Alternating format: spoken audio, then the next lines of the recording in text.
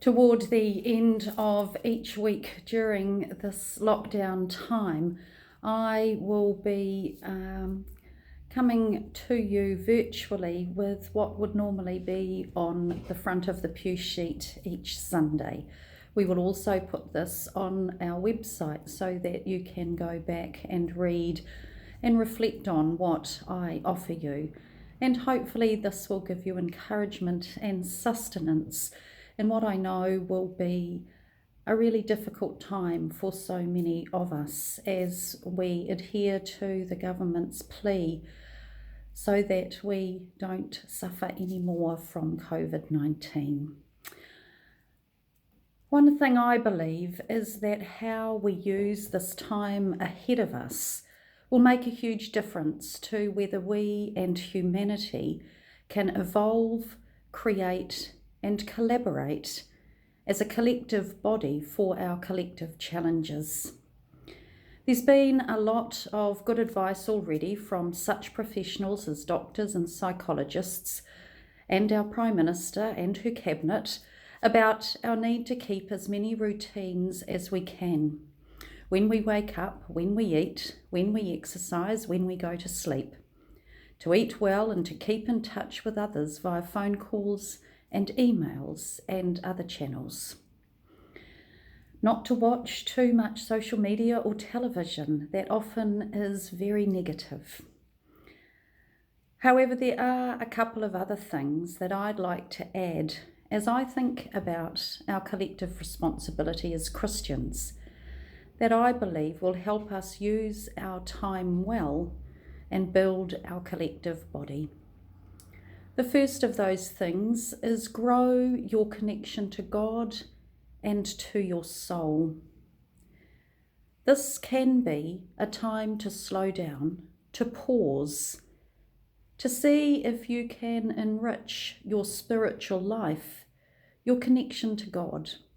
Read your Bible daily, explore some different ways of praying and practice them. Light a candle daily. Learn to sit and consciously listen to the still, small, quiet voice of God. Read a book. Draw, dance, inquire. Keep a journal. Connect with nature and God's creation, a tree, a rock, a place, and let yourself feel your natural connection with the environment and let it nourish your soul. Be aware of God's presence with you in small, surprising ways. And don't forget to give thanks to God. In this way, you will be more present to yourself and to God, more grounded and, I hope, peace-filled. A daily 12-minute online Bible reading, reflection and music meditation you might like to Google is a site called Pray As You Go. Pray As You Go.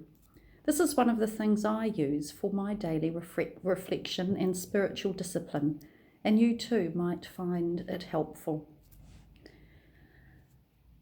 The second thing that I would like to offer you as we try to live these times well and build our collective body is to grow your connection to others.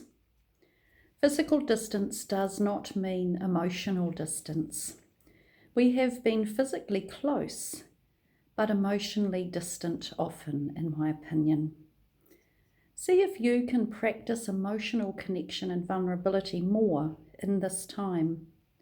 Set up times to connect with family and friends through daily phone calls, emails, and such things as Skype to share and feel together the shock, fear, potential anger, frustration, uncertainty, and potential silver linings.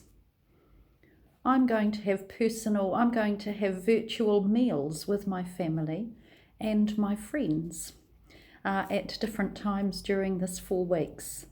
I'm planning that we will share a recipe and maybe cook the same meal and then sit at the table with a glass of wine and talk like they were with us at our dining room table.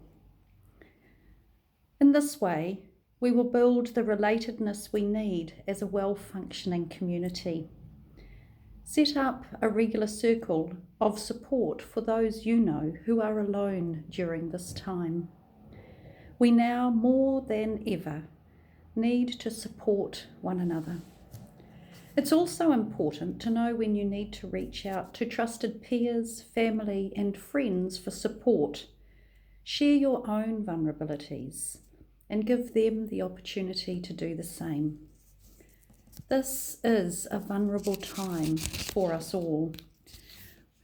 Reciprocity, care, and compassion are so very important. Finally, a note to self for you to think about.